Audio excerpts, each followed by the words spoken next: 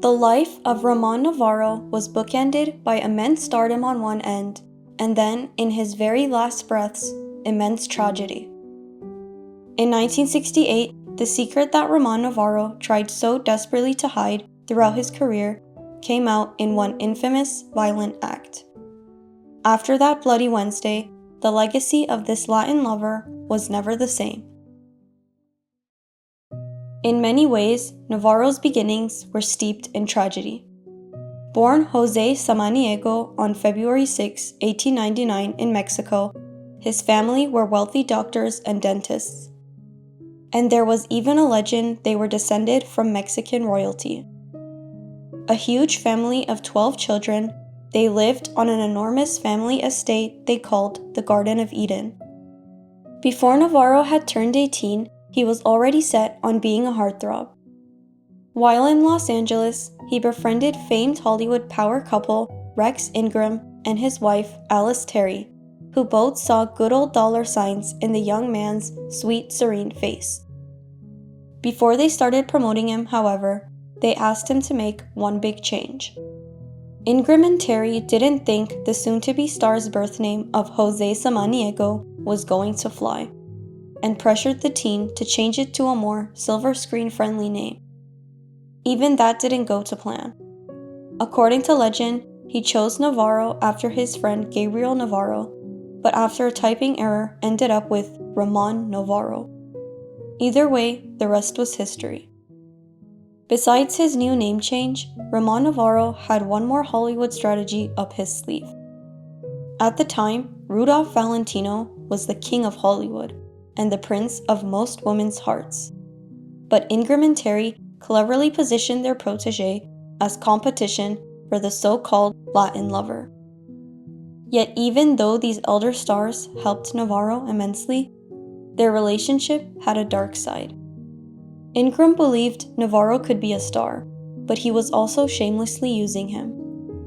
The director had actually worked with Rudolph Valentino first, but found him too difficult, and he was hoping the naive Novarro would prove easier to control. When Ingram promoted his newest male ingenue, he forced Novarro to take up Rudolph Valentino's mannerisms and his physical traits, down to the very last creepy detail. When Novarro took publicity shots, Ingram even made him comb his hair in the exact same way that the Italian heartthrob did. Though as we'll see, Novarro's rumored connection to Valentino only got more eerie as time went on. When Ben-Hur came out, it was more than an instant sensation. It was also an instant controversy, and Novarro was right at the center. As the wealthy, glamorous Jewish prince Ben-Hur, Novarro wore a series of tight, shiny, and short costumes, setting his female fans' nerves once more and firmly cementing his hunk status. But behind the scenes, things were much less glamorous. Despite his legions of straight female fans, Ramon Novarro was bound to disappoint them, and vice versa. The Mexican heartthrob was actually thoroughly homosexual, even as he desperately tried to conceal this fact from the public eye, keeping his private life intensely private. Though behind the scenes, Novarro's love life was running wild. Just before he gained international superstardom, Novarro took up with the composer Harry Partch, staying with him through the early 1920s.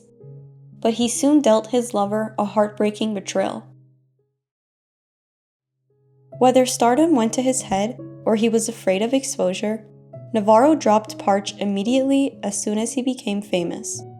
Hollywood wasn't ready to accept a gay leading man, but more tragically, Novarro could barely accept himself.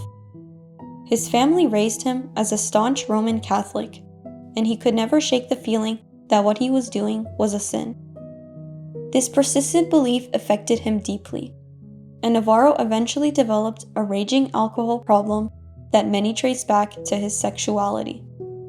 Later in life, this would catch up to him in a big way. In 1924, Novarro met photoplay celebrity journalist Herbert Howe and quickly started a torrid affair with the newswriter. Together, they hid in plain sight. Hal would write about Novarro in his columns as his closest friend, which only those in the know understood as code for lover, all while Novarro's profile got a boost. But they got more ingenious than that. As long as Novarro was private about his lovers, the studios let him do whatever he wanted. In fact, they helped him create smokescreens, feeding news to the press that he was going on dates with starlets, without ever actually making him meet the woman. The best part?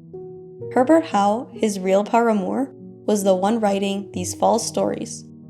It seemed like a match made in heaven, but the couple was doomed to a bitter end. In 1928, after nearly half a decade together, Howe and Novarro broke up, sending shockwaves through subterranean Hollywood. Well, it must have been a shock for Howe too, because he immediately took to his column and penned a revenge article about his ex Novarro. In his article, Howe accused Novarro of nothing less than cruelty and coldness, claiming he was incapable of showing any inner life or warmth in a relationship, and suggesting he very likely had no inner life at all. Concentrating all his skill for wordplay on obliterating his ex-boyfriend, Howe scathingly wrote that, off-screen, he is a theater with the lights out. Novarro went on to star in the film Laughing Boy, opposite the Mexican Spitfire Lupe Velez, but neither actor brought passion to the screen. The fact that the two Mexican stars were playing Navajo people is cringeworthy in the first place, but critiques at the time also took aim at Novarro's embarrassingly bad wig and aging face. Audiences felt the same, and the film flopped, and Navarro's nightmare was just beginning. A year after Laughing Boy made Novarro a laughingstock on the Hollywood scene, his studio pulled him into a meeting he'd never recover from. In 1935, infamous Hollywood fixer Eddie Mannix asked to see him, then told Novarro he was washed up, costing the studio money, and that they would pay him $19,000 to break his contract and never return. Humiliated, Novarro nonetheless accepted, and it was a steep downhill from there. In the wake of all this personal tragedy, Novarro actually moved back in with his huge family in the mansion he had bought for them. Film historians think he likely suffered a nervous breakdown around this time. So much so that he brought his current boyfriend with him, exposing his extremely traditional family to his hidden preferences for the very first time. Ramon Novarro was always a fighter, and after his breakdown, he tried his hardest to make a comeback, but it went horrifically. He went to London to perform a stage version of his movie, The Prisoner of Zenda, but when the crowd glimpsed him, they were shocked to see the former heartthrob had let himself go to seed. Ramon Novarro's less than camera-ready body wasn't just the result of a life spent out of the spotlight. It was also a dark symptom of his inner demons. In his years away from Hollywood, his drinking problem had swollen to epic proportions, and he now often drove around bleary-eyed and recklessly. This had devastating consequences. Starting in the 1950s, Novarro began to pay men to sleep with him to fulfill his needs, and developed a network of men around Los Angeles. Sadly though, this habit also fueled his drinking and his driving. Every time he used the sinful services, the guilty star would take liquid courage and drive around town before calling the hustlers up, leading to his many infractions. Over the years, Novarro's mental anguish grew and grew. In 1962, Ramon Novarro was still up to his old habits and crashed his car while driving around drunk. This time, however, he seemed on the verge of sanity when the officers detained him, and one of the men claimed the actor turned to him and said, "I am old and I just want to die." Novarro later denied saying any such thing, but he would tragically get his wish. During the final years of his brief life, the former matinee idol spent the little money he had on the services of male escorts. One of Novarro's favorite technicians was a young man named Larry Ortega, a longtime contact who Novarro would often pay with coded checks that referenced gardening or, more pointedly, massage. For a while, Ortega and his larger network kept Novarro satisfied and safe. Until, that is, the fateful day the star was left cold on a bed, choking in his own blood. On the eve of Halloween 1968, Ramon Novarro received a phone call from an escort who claimed he got the star's number from Larry Ortega and asked Novarro if he wanted his services that night. Trusting his long-term network, Novarro invited the man over to his home. When two men showed up, brothers by the name of Paul and Tom Ferguson, he invited both in anyway. It would be his doom.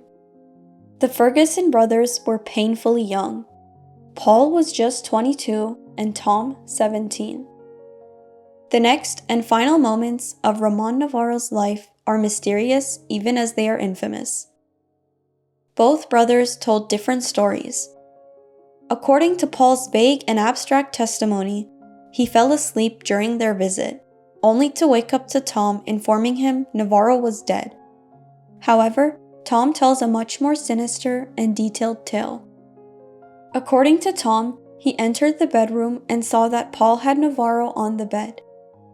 He then watched as his brother bludgeoned Novarro with a prop cane and demanded a large sum of money he thought the star had. By the time Tom went to the bathroom and came back, Novarro's life had dwindled to nothing. Whatever the truth, Ramon Novarro was dead, but Tom and Paul weren't finished. After doing the deed, the Ferguson brothers had to cover it up, and they went to great lengths to mask the scent of their trail. Paul and Tom proceeded to make it look like either a female sex worker or Larry Ortega himself had been the one to take Novarro's life, putting a rubber in his hand while also writing Ortega's name on a bedsheet and in a notepad. As for that stash of money Paul claimed Ramon Novarro had, it was non-existent. In the end, the Fergusons left Novarro's house that night with a measly $20 bill they had found in his housecoat pocket. By the time the authorities got there, the former star's body was in bad shape. He had bruises from head to toe, and officers even found his broken tooth lying on the floor. Eventually, they determined the cause of his demise was asphyxiation. But this led to the most infamous rumor of all. For years in Hollywood, whispers persisted that when Ramon Novarro met his mortifying end, he hadn't choked on his own blood, but on an embarrassing bedroom toy. According to Hollywood Babylon, the fatal adult toy had once belonged to Novarro's professional nemesis Rudolph Valentino, who had gifted it to the star and engraved the instrument with his initials. Anger even went so far as to claim that Novarro had a shrine to Valentino in his house, and that the toy was the centerpiece of his worship. The truth, however, is much different. In reality, Novarro's end was actually more scandalous than this. When authorities nabbed both brothers and the case hit the newspapers, Novarro's sexuality was suddenly on display for the entire world. Not only were his fans heartbroken, but his public image also fell apart instantly. As for the trial itself, in many ways, Novarro's trial was the first chime of the death toll for old Hollywood. Taking place just weeks before the Manson murders, it became symbolic of the end of the free love of the 1960s as much as it was the end of Novarro's carefully constructed private life. Yet in the end, he got justice. The court convicted both brothers, and decades later, Paul finally confessed to the act. Ramon Novarro's tragic tale, a matinee idol with a ruinous secret, a gruesome end on the eve of Halloween, a symbolic trial heralding the end of Hollywood, had fascinated writers for decades, from Joan Didion to Charles Bukowski. Yet despite the Bloody Wednesday that ended his life, Novarro's film work continues to speak for itself. Rest in peace, Ramon Novarro. If you enjoyed this video, please like and subscribe to the channel for more videos.